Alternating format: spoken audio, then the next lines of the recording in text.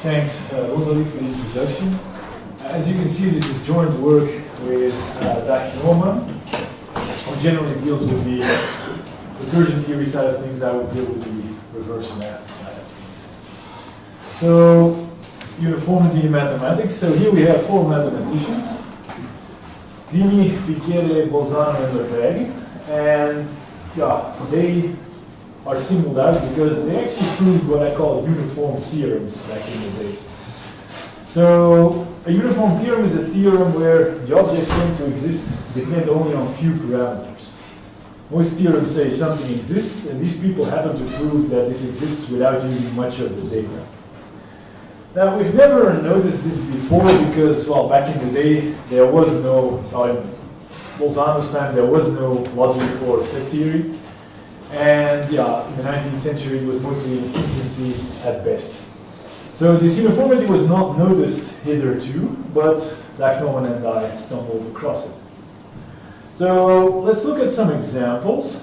So here is Heine's theorem. A continuous function is uniformly continuous. Now, what these four people actually proved was the uniform Heine. They proved that a continuous function has a modulus of uniform continuity. And this modulus of uniform continuity only depends on the modulus of continuity for f. So you don't need to know f itself, you only need to know a modulus of continuity for it, and then you can produce a modulus of uniform continuity.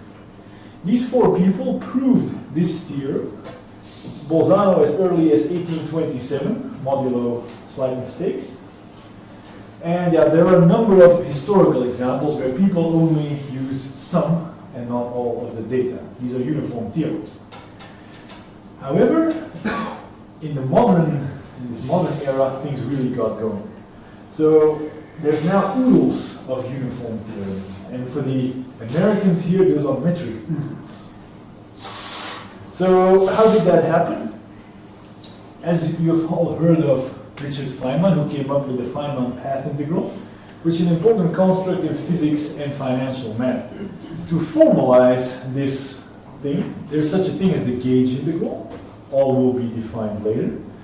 And the gauge integral, associated to the gauge integral, is a redevelopment of analysis based only essentially on Heine-Borel compactness. And this yields many uniform theorems.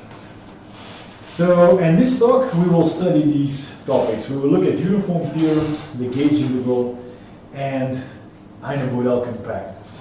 And we'll look at these surprising logical and computational properties. So, we'll be looking where these things fall into the Gödel hierarchy. So here we have the Gödel hierarchy, starting at very low bounded arithmetic, etc., through Hilbert's five-infinitist math, the big five of reverse math mentioned earlier, all the way up to second-order arithmetic and the set theoretic paradise. So people claim, Steve Simpson has claimed this, Michael Rachin has claimed this 2 weeks ago. I've heard many people say that this thing is linearly ordered and everything that's somehow natural or foundationally significant falls into this hierarchy.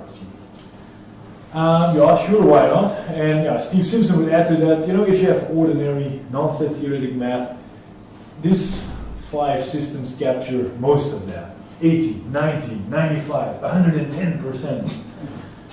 Paul Schaefer mentioned all of undergraduate math can be done here. Today we will see that this is just nonsense. Alright, so the question is, where do Heine-Borel compactness, the gauge integral, and these uniform theorems fit? Obviously, after what I've said, they will fit nowhere in this hierarchy. So, here we have the hierarchy again, but we formulate it using higher order arithmetic. Because, compactness, all these things, second order, the language of second order arithmetic is not sufficient. You need to be able to talk about uncountable sets directly. So, you see these little omegas? Those are, we use the language of all finite types, because then we don't have to do coding, because coding is a waste of time. This is essentially Kollenbach's higher order reverse math, from the Reverse Math 2001 book. And all these systems are pi1 2 conservative over the corresponding second order system, or better. Like pi1 1 CA omega is pi1 3. conservative over pi1 comprehension. So this is just, we throw in the language of finite types because that's nicer, better, easier. All right, so, and then there's one system that sticks out a little bit. Z2 big omega, sort of in between strong and medium. There's this functional, E3, which can decide any type 1 quantifier. In pi1 comprehension, there's a functional, the Suslin functional, which can decide only pi1 formulas. Here's a functional that can only decide pi1. If you throw them all together, you get this system, but E3 can uniformly decide any type 1 quantifier. So yeah, here is our beloved Heine-Borel compactness, basic properties of the gauge integral, and our uniform theorems. And this is the situation. We need full second order arithmetic as given by this functional to prove these things. They're independent of the entire medium range, and they imply WKL. That's the situation. The Gödel hierarchy may be linear, but there's this entire branch to the side, independent of the medium range, where Heine-Borel compactness, gauge integral, uniform theorems live. So when I said this is nonsense, I hope you believe that now. So yeah, the linear nature breaks down badly. It's actually much worse than this, but this is the textbook pretty version. And that's what we will look at for the rest of my talk. So if you're going to remember anything here, Gödel hierarchy, big branch to the side. We'll now look at this in more detail. Because of course there's a lot of stuff in compactness, but we'll see that even for the basic case, it already breaks down. And if you're into that sort of thing, note that this breaks through the barrier of predicativism and the limit of reverse math. Generally, reverse math tops out at pi1 comprehension. And yeah, so people get very excited if something is beyond pi1 comprehension. As I said, this needs full second order arithmetic as given by E3 to prove. So, I mean, pardon me for checking. So, Simpson has qualified ordinary math as that math prior to or independent of abstract set theory. So, let's look at a theorem that came to be before set theory. Cousin's lemma was proved by Cousin in 1893, but actually Pincherle established a version in 1882 already. It's a version of open cover compactness in a very specific formulation. You take any psi from the unit interval to the positive reals, and you can get a canonical cover. You just, for every point x is covered by the interval x plus psi x, x minus psi x. Open cover compactness tells you that there has to be a finite subcover, and that's what HBU says. There are some reals which form this finite subcover. That's HBU Heine-Borel for uncountable covers, because yeah, this cover is obviously not countable. And there's no conditions on psi. Not continuity, no nothing. We're in the language of all finite types, we can just say there is a function from reals to reals. There's no need for coding. So, and of course, Dag Normann would look at the recursion theory, so he would look how hard is it to compute y1 to yk from psi, and this is what we call the special fan function, a realizer for HBU. So I would look at where does HBU fit in the Gödel hierarchy, and as it turns out, an almost equivalent question is how hard is it to compute theta in the sense of S1 to S9. These are the kind of questions Dag and I busy ourselves with. Now, before I tell you where HBU exactly fits, I should tell you two things. First of all, it has nothing to do with the axiom of choice. Godel in 1900 already provided a proof without using the axiom of choice of HBU, and Godel's proof essentially yields a realizer of theta. So this theta, you don't need the axiom of choice to compute it, it's choice neutral. Secondly, whether we restrict psi to measurable psi or not does not change HBU. I mean, which has to do with the fact that it's choice neutral anyway. So it has nothing to do with the axiom of choice, and yeah, you can restrict yourself to measurable functionals, but that has no effect. Right, so yeah, Heine-Borel compactness of the unit interval has this property. It requires full second order arithmetic for a proof. So even in the basic case, the unit interval, I mean seriously, covering the unit interval is extremely hard, as we see here. And this is just one example. We actually have many examples. All those covering theorems they use in analysis, Lindelöf, Vitali, Lebesgue, etc., etc., etc., they have this property. They are independent of the medium range, and they require full second order arithmetic, as in E3 for a proof. Yes, and I wrote contrary to popular opinion, because some people have written that in the reverse math literature, the countable and the uncountable case are more or less the same. No, they're not. They're very different. The uncountable case is very different. I don't see any of these people here today, which is maybe just as well. But yes, so the countable and the uncountable case are very different. So coding really kicks out a lot of information. That's my point. So, yes, that was basic math, covering theorems. Now let's do some non-basic math. So, beyond the Riemann and the Lebesgue integral, don't be afraid. So, Arnaud Denjoy, a French whippersnapper, introduced the gauge integral around 1912, 8 years after Lebesgue's integral, because Lebesgue's integral had some problems. And since we studied Lebesgue integral in reverse math, we might as well study something that's 8 years old. It was a different formulation than the modern version we have today, but that's true for most of math anyway.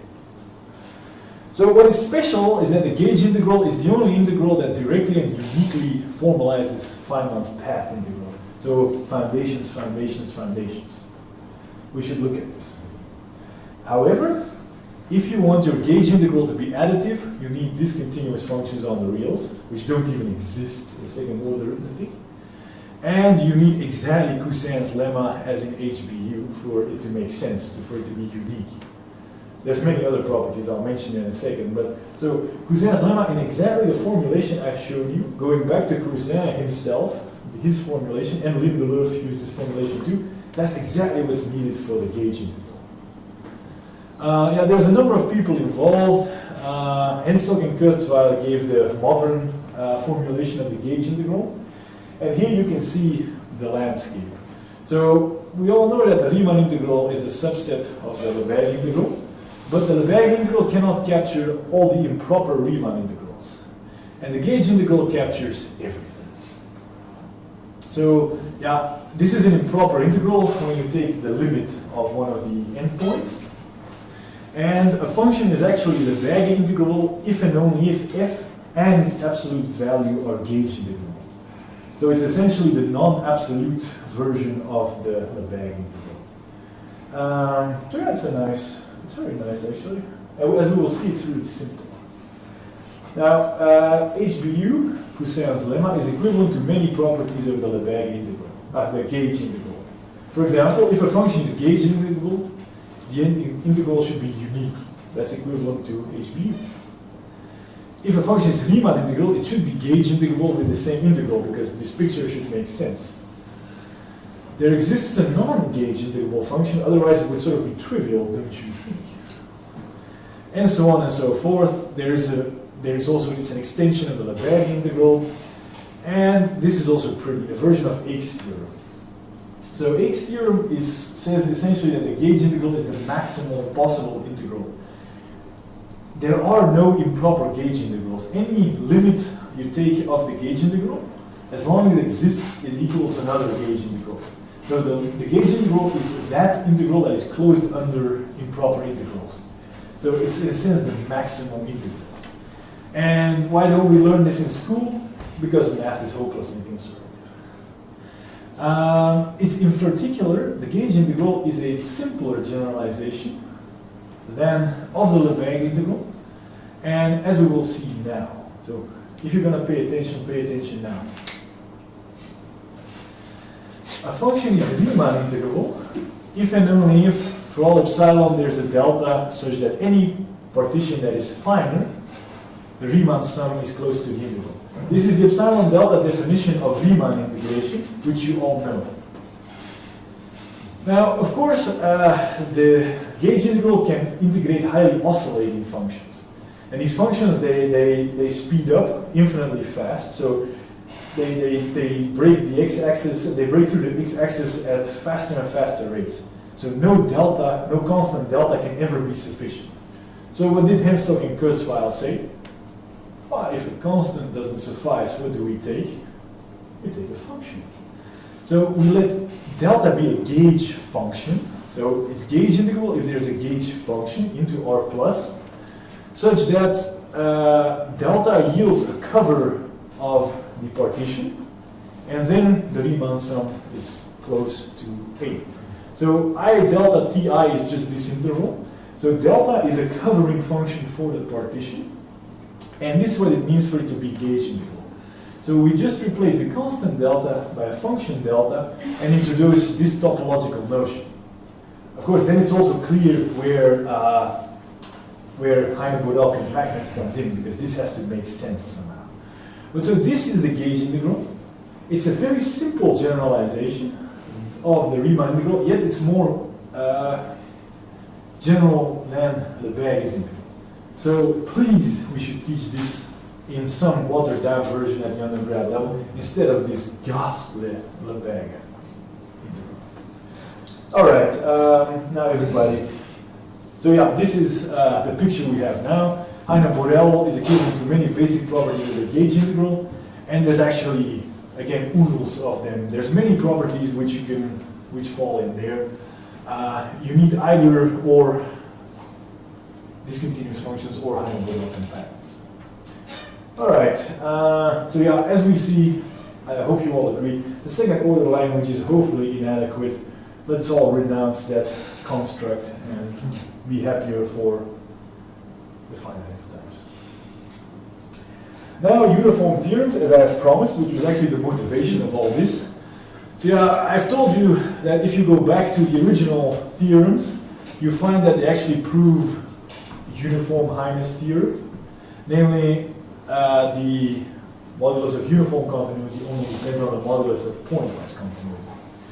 This is equivalent to HBU if you have countable choice. So this uniform theorem is actually quite hard to prove, requiring full second order arithmetic. And yeah, there's Bob Butler, who unfortunately passed away some time ago. They redeveloped analysis sort of with the aim of providing a easy introduction to the gauge integral. And all of their textbooks, even at the undergraduate level, involve oodles of uniform theorems, including this one, which require full second order arithmetic to prove. Yes, and for those who are interested in intermediate value theorem, you can even formulate a version of intermediate value theorem which is equivalent to Heine-Borel compactness. But that's not what we are here for today. So I should point out there's this thing called the Bolzano-Weierstrass theorem, and Bolzano's version is actually very strong. It's at the level of full second order arithmetic, and it gives you these uniform theorems. Bolzano's version, however, was forgotten by history. Weierstrass's more innocent version is at the level of ACA 0 in some formulation or other. And that's what people call, at least in the first math, Bolzano and Weierstrass. But so Bolzano's original version is actually pretty strong. Now, that's an old uniform theorem I would like to add to this literature with a new uniform theorem. Ramsey's theorem is, as you know, famous result in combinatorics about coloring the natural numbers. And there's an intuitionistic version based on almost fullness, a kind of well-founded. So if we have two almost full binary relations, the conjunction is almost full.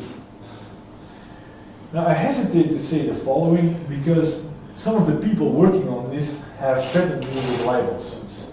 I can show you the email if you want. I kid you not. So now we should of course look at the BHK interpretation of this. So it means that if we have a realizer for the almost fullness of R1 and R2 and R1 and R2 themselves, we can compute a realizer for the almost fullness of R1 and R2. That's what it means. Now, I've called this the intuitionist version because an actual intuitionist, if such a person were still alive, would say, well, but I mean, intuitionism, a core tenet is that everything is continuous, every total function is continuous. It's called Brouwer's continuity theorem. Let's throw Brouwer's continuity theorem at this. And so if you throw Brouwer's continuity theorem at this, you get a more intuitionistic version. You can actually compute this realizer for R1 and R2 only from the realizer for the almost fullness of R1 and R2. So you don't need R1 and R2 themselves, you just need realizers for their almost fullness. And this follows from Brouwer's continuity theorem, and is in fact still a statement of classical mathematics. MIRT is classically equivalent to Ramsey's theorem plus HBU, because HBU can somehow pull this quantifier to the front. And yeah, then it becomes very hard to prove, obviously. So here, a realizer can be computed by bar recursion. This uniform realizer can only be computed by full second order arithmetic. But so this is the more intuitionistic version because, yeah, it uses Brouwer's continuity theorem. I don't know what more intuitionistic it could be. Maybe I should call it the most. Yeah, so here we are. This is what I wanted to tell you with time to spare. Basic properties of the gauge integral, high-Godel compactness, and uniform theorems, all the new, fall way outside of the Gödel hierarchy. Namely, there's this branch going all across, all around the medium range. All right. Yes, and we have time to spare. So I will tell you something about the Monty Hall problem of logic, which I made up myself. So the Monty Hall problem exists already. It's a simple but subtle statistics problem. So it was published in some magazine, and then there was a huge discussion about it. And this discussion tells you one thing. Even smart people like Paul Erdős, our intuitions about probabilities in very simple situations can be very wrong. So Paul Erdős didn't believe the solution to the Monty Hall problem. How can a mathematician not believe a solution? I mean, not believe a proof. I mean, unless you're a constructivist or whatever. But so Paul Erdős said, no, this cannot be. It does not accord with my intuitions. And so, similarly, the Monty Hall problem of logic refers to a simple classical situation where our intuitions about logic or computational strength are very wrong. That's the Monty Hall problem of logic. I will give you two examples. Tim Gowers' blog, I mean Tim Gowers, people may have heard of him and this little prize he had. He discusses the notion, there's this notion of direct and indirect proof. And let's look at the following theorem. A continuous function on the unit interval is bounded. And then he starts the usual discussion, even rubber-stamped by Andrzej Bauer. A direct proof is better, more effective, constructs the objects claimed to exist.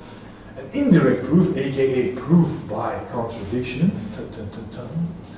does not construct anything. It's to be avoided if possible. So this is what people believe, and this is totally wrong. Gowers' direct proof actually uses HBU, while the indirect proof uses ACA0.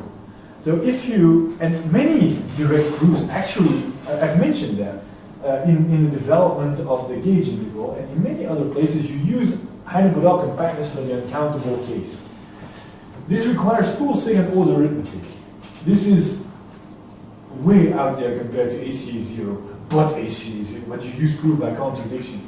That's why I call it the Monty Hall problem of logic, which is, from my stance, a very neutral expression. But so, there is no notion of direct versus indirect proof. It's not that simple in mathematics. Of course, you could introduce codes and work with recursion, lemma, and do reverse math, but then you're no longer doing math, you're doing logic. When mathematicians have a direct proof, it's often more non-constructive than the proof by contradiction. That is my point, because it uses this Godel compactness. So, yeah, first example. Although people won't like this, I know. The second example is measure theory, because we can. So Lucin's theorem. The intuition means Lucin's theorem is the following. We have this complicated f, a measurable function, and we want to approximate it by a simpler g, so a continuous function. What's nicer than a continuous function? However, this intuition of simple versus complicated is not reflected in the recursion theory or the reverse math.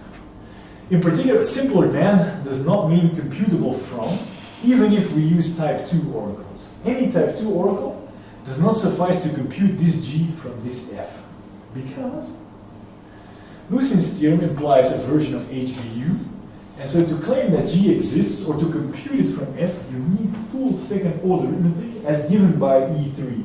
No type 2 functional suffices. How is that simple? How is that, yeah. So our intuitions here, if you interpret simpler as computation, is just wrong. Of course, there's another way in which simpler can be interpreted, but it does not equal computable from. Then there's this thing called Littlewood three principles, of which Lucin is one, and there's Egorow's theorem, and it's the same thing every time. If you want to approximate measurable things by nice things, this is extremely hard to compute. So even though these objects are simpler, you cannot compute them from the more complicated ones. So this is a technical detail I won't go into. Now we have shown that there's this branch on the side of the Gödel hierarchy, but of course we won't stop at that. We want to collapse the existing hierarchy. So for example, this is a weak system. HBU by itself is a conservative extension of WKL, 0, and we have this equivalence. The Turing jump functional is equivalent to transfinite recursion of the Turing jump functional. So ACA0 omega is equivalent to ACA0 omega. So this is a pretty big floor in the Gödel hierarchy, and it collapses. If you have the Lindelöf lemma, which says that any cover of the reals has a countable subcover, or in this case, for bare space, you can collapse ACA0 and pi11 comprehension. You do need a realizer for the Lindelöf lemma, but this is weak, this is conservative over RCA0, and you only need intuitionistic logic. So this equivalence is true if you only have intuitionistic logic, as long as you have this realizer for the Lindelöf lemma. So if you give me a functional which computes countable subcovers of any cover of the reals, and the Turing jump, I give you pi11 comprehension. So the big five collapse very hard. And when doing measure theory at these weak systems, you have to make compromises. So we work with this axiom which says that all subsets of Cantor space are measurable. However, since we have seen that HBU does not care about measurable functions, so it's true whether you restrict, it's the same whether you restrict to measurable functions or not, this doesn't really matter. Still, you could say, I don't like it. I am a Platonist. I believe in ZFC. There are non-measurable sets. So I want the negation of lambda. However, the negation of lambda collapses the classical fan functional and the Turing jump functional. So if you throw all this together, you collapse almost all of the big five. And these are, as I said, these are all reasonable things to believe, yet they collapse the hierarchy. Yeah, and when Neil de Roodt saw this, he said, that's no longer reverse math, that's just topsy-turvy math. Please read our paper. There's no non-standard analysis in there, don't be afraid. And be on the lookout for our forthcoming paper as well. If I have a little bit of time, Mrs. Chen? Not really. All right. I will skip this slide, and this will be my last slide. So, Beeson has this book on the foundations of constructive math, and one of the chapters is called The Marriage of Recursion Theory and Intuitionism. And Kleene was a smart guy, he did this realizability thing, but he also introduced S1 to S9 computability. And this is about these things. Now, what is recursion theory, or why do we do it? One of the motivations is that we intuitively know that some things are harder to compute than others, and we want to somehow classify this. And, constructive math, in a sense, constructive reverse math is based on the same idea. There's how non-constructive is, how non-computable is this or that. Now, you would hope that we still use the same scale, the classical and the constructive mathematician. Does hard versus easy to compute mean the same thing? And I claim no. I have a very concrete example. So the constructive math community will tell you, it's written in many places, Heine-Borel compactness is semi-constructive because it's true in Brouwer's work. And Hannes Dini and Michael Beeson, they even write in their book and PhD, it's even more constructive than the sequential compactness than LPO. But classically, sequential compactness is just ACA 0. HBU requires full second order arithmetic. So HBU is easy to compute or somehow more constructively, but classically it's the other way around. And the Lindelöf lemma is even worse. The constructive math community will tell you, well, wow, Lindelöf lemma, it's also recursively true, so it's neutral because it's in the same intersection where Bishop's constructive math lives. Maybe, semi-constructive twice over. But classically, it requires full second order arithmetic and countable choice. So classically, Lindelöf is very non-computable, HBU is very non-computable, and then, AC0, seriously. And constructively, it's exactly the other way around. How does this make any sense?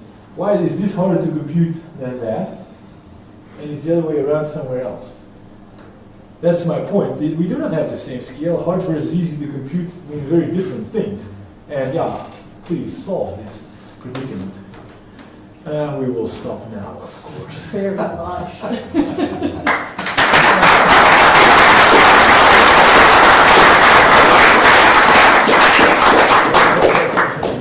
Thank you, Sam. Are there any questions, comments? Yeah, I think this upside-down situation is very well known. I mean, axiom of choice, the premise constructively means something different than in the classical mathematics. Therefore, axiom of choice, even countable choice is a strong principle in classical mathematics, but weak. But then we have ascertained that natural. HBU has nothing to do with the axiom of choice. Yeah, this is just another example. It's just not new, this phenomenon. It's quite sure. Simply the things mean different things. Yeah, but the axiom of choice is an action. These are just theorems. Yes, please. Sorry, I'm just wondering about you said the gauge integral allows you to formalize Feynman's path integral? Yes. Like I thought gauge integral only really worked for like one dimension and Feynman's path integrals were over some crazy multi-dimensional space. So to make sure that people's brains don't fry too hard, I've only presented the one-dimensional case. There's gauge integrals for infinite dimensional spaces too. The name you want to Google is Pat Bolzano. So he's worked on this. Infinite dimensional spaces can be handled by the gauge integral, and hence the Feynman path integral. However, Pat claims he can only handle the basic case at the moment, and the general case is ongoing research. But but as you have seen, the one-dimensional case is already incredibly hard. So can you imagine the infinite dimensional case? I mean, even ZFC will run away crying probably. It would be sad. Poor ZFC. Doesn't get much love nowadays. Other questions, comments? Okay, thank you.